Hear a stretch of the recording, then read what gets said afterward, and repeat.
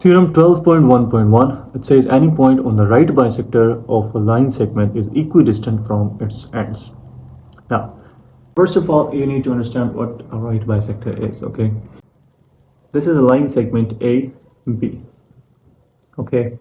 So, a right bisector is another line that has two characteristics. Number one, it's perpendicular on the line AB. What does that mean? It makes an angle of 90 degrees with the line AB. Okay. And second characteristic is that it should divide the line AB into two equal parts. What does that mean? This, if this is point C, let's say, so the distance from A to C should be equal to the distance from C to B. That's a right bisector. Now here we say that any point on the right bisector, as we have drawn the right bisector, this is the right bisector, let's name it LM. Now here if we have a point, let's call this point P. So any point on the right bisector, this is that point, and this is LM is our right bisector of a line segment, this is the line segment AB, is equidistant from its ends. Now this point, it says, is equidistant from A, and this point P should be equidistant from B. That's what we have to prove, as the first part of the theorem is given any point on the right bisector of a line segment. This is the given part. Now, is equidistant from its ends. That is the to prove part. That's what we need to prove. Given is a line LM that is intersecting the line AB, that is perpendicular to the line AB. Secondly, the line LM is intersecting the line AB such that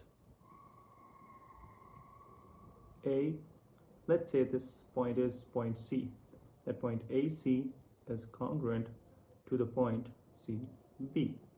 Okay, what's the other thing that is given? The point P. Okay, there's a point P, there's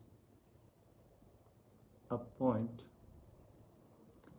P on LM. That's it. That's all we have been given. Okay, then this point is equidistant from its ends. So we need to prove that the distance PA should be congruent to the distance PB. Okay, now understand one basic principle of all theorems. What we do is we take one triangle, another triangle, somehow we prove that this one triangle is congruent to the second triangle and their corresponding sides are also congruent. This way we prove our point. So here we also need two triangles. So what we need to do is construct that triangle, okay? Because it's not given, so you construct that triangle.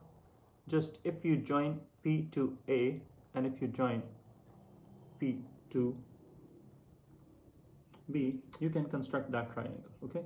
We joined P to A and B. Now statements and reasons. Now we compare these two triangles, PAC and PBC, and AC, this line, is congruent to this line segment CB. And where we get that from? This was given because it was the right bisector, so of course it's going to divide these two into equal parts. So that's why it's given here. What's the next congruent thing? Here we can see that this line PC is common between the two. So of course it's going to be same. So PC is congruent to PC. What we can say is this is the common line. But next, angle PCA would be congruent to an angle PCB. How? Because we know that this line is right bisector again. Again, we know that the right bisector is always perpendicular to this line, okay? So if it's perpendicular, it will make an angle of 90 here. So if both these angles are 90, that means these two are congruent. So we can write in the reason that since PC, this part of the line LM, is perpendicular on AB, so both the angles equal to 90 degrees. Okay, so here is a side, another side, and an angle. So we have proved that one side, two sides, and an angle of this triangle are congruent to two sides and an angle of this triangle. Hence, we can say that triangle PCA is congruent to triangle PCB. SAS postulate, because two sides and an angle are congruent. Now, if these two triangles are congruent, of course, their corresponding sides, that are PA and PB, are going to be congruent. PA is going to be congruent to PB because these are the corresponding sides of congruent triangles. So hence this is proved. We have been given that there's a line segment and there's a right bisector that divides this line in equal two parts and makes an angle of 90. We had to prove that any point on this right bisector would be equally distant from the endpoints. Okay, how we memorize this and how we formulate this triangle, you need to know that first of all we need two triangles to compare. If you join this here and join this here, you get two triangles. Okay, second thing, you just need to prove three elements of this triangle equal to congruent to three elements of this triangle, and you just find those elements from the given and construction. Okay, and in this theorem we can easily find those three elements of this triangle, those are congruent to the other triangle.